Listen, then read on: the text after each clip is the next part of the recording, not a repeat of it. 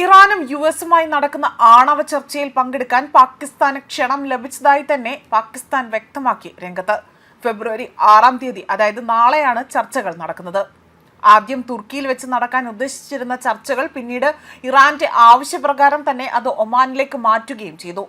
ആയതിനാൽ തന്നെ ഇരു രാജ്യങ്ങളുടെയും ഓരോ നീക്കവും ഇപ്പോൾ സസൂക്ഷ്മമായി തന്നെ നിരീക്ഷിച്ചു വരികയാണ് ഗൾഫ് രാജ്യങ്ങൾ. ഫെബ്രുവരി 6-ന്, അതായത് നാളെ നടക്കുന്ന ചർച്ചയിൽ പങ്കെടുക്കാനുള്ള ക്ഷണം ലഭിച്ചതായിട്ടാണ് പാകിസ്ഥാൻ വിദേശകാര്യ മന്ത്രാലയ വക്താവായ താഹിർ വ്യക്തമാക്കിയിരിക്കുന്നത്.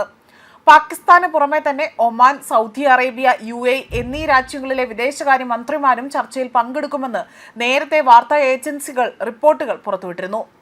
പാക് ഉപപ്രധാനമന്ത്രിയും വിദേശകാര്യ മന്ത്രിയുമായ ഇഷാഖ് ദർ ആകട്ടെ ആ ചർച്ചയിൽ പങ്കെടുക്കുമെന്നും പാകിസ്ഥാൻ മാധ്യമമായ ഡോണിന്റെ റിപ്പോർട്ടുകളിൽ വ്യക്തമാക്കിയിട്ടുണ്ട്.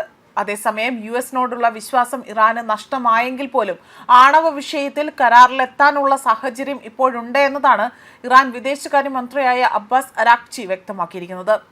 ആണവ നിരായുധീകരണം ഉറപ്പാക്കാൻ നീതിയുക്തമായ കരാറിൽ എത്തുക എന്ന ട്രംപിന്റെ വാക്കുകളാണ് ഇവിടെ ചർച്ചയ്ക്ക് എടുക്കുന്നതെന്നതും US സംഘം പിന്തുടർന്നില്ല എങ്കിൽ മറ്റൊരു ചർച്ചയ്ക്കുള്ള സാധ്യത താൻ കാണുന്നില്ല എന്നതായിരുന്നു വ്യക്തമാക്കിയതും.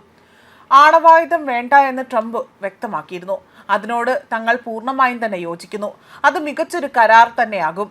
പകരമായി തന്നെ ഇറാനെതിരെ ഏർപ്പെടുത്തിയിട്ടുള്ള ഉപരോധങ്ങൾ US പിൻവലിക്കണമെന്നതായിരുന്നു ഇവിടെ അബ്ബാസ് അരാക്ചി വ്യക്തമാക്കിയത്. എന്നാൽ സമ്പുഷ്ടീകരിച്ച യുറേനിയം മറ്റേതെങ്കിലും രാജ്യത്തേക്ക് മാറ്റേണ്ട ആവശ്യമില്ല എന്നത് തന്നെയാണ് ഇറാന്റെ പരമോന്നത നേതാവ് അയത്തുള്ള അലി ഖൊമൈനിയുടെ വിശദീകരണം. അതേപോലെ തന്നെ ഇറാനിലെ 60% സമ്പുഷ്ടീകരിച്ച 400 കിലോ യുറേനിയം രാജ്യത്തുണ്ടെന്നും അത് മാറ്റണമെന്നായിരുന്നു US ആവശ്യപ്പെട്ടത്. ഇക്കാര്യത്തിൽ ഉൾപ്പെടെ തന്നെ കഴിഞ്ഞ ദിവസങ്ങളിൽ നടന്ന ചർച്ചകൾ വലിയ രീതിയിൽ പ്രതികരണങ്ങൾ പുറത്തു വന്നതായും റിപ്പോർട്ടുകൾ സൂചിപ്പിക്കുന്നുണ്ട്. അങ്ങനെ ഒരു നീക്കമുണ്ടായാൽ അതിന് തക്ക പ്രതിഫലമോ അല്ലെങ്കിൽ ഇളവോ പകരം നൽകേണ്ടി വരുമെന്നും ഇവിടെ വ്യക്തമാക്കിയിരുന്നു. അതേസമയം ഇറാന്റെ ഓരോ നീക്കവും ഇപ്പോൾ ഗൾഫ് രാജ്യങ്ങൾ സസൂക്ഷ്മമായി തന്നെ നിരീക്ഷിക്കുകയാണ്.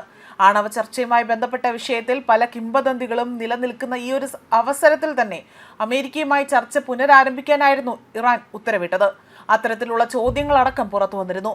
ഇറാൻ പ്രസിഡന്റ് മസൂദ് പെസെൻഷ്കിയൻ അമേരിക്കയുമായുള്ള ആണവ ചർച്ചകൾ ആരംഭിക്കാൻ ഉത്തരവിട്ടതായി തന്നെ റിപ്പോർട്ടുകൾ സൂചിപ്പിക്കുന്നുണ്ട്.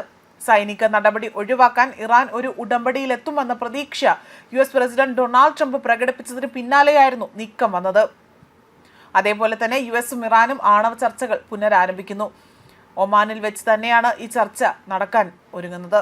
ഇറാന്റെ അഭ്യർത്ഥന മാനിച്ചുകൊണ്ടാണ് തുർക്കിയിൽ നിന്നും ഒമാനിലേക്ക് ആണവ ചർച്ചകൾ മാറ്റാൻ ട്രംപ് സമ്മതിച്ചതായിട്ടാണ് വിവരങ്ങൾ വന്നിരിക്കുന്നത്.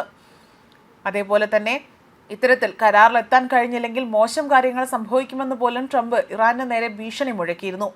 ഇത് ഇസ്ലാമിക് റിപ്പബ്ലിക്കിന്മേൽ സമ്മർദ്ദം വർദ്ധിപ്പിച്ചതായും സൂചനകൾ പുറത്തു വന്നിരുന്നു. ന്യൂസ് ഡെസ്ക് കർമ്മ ന്യൂസ്.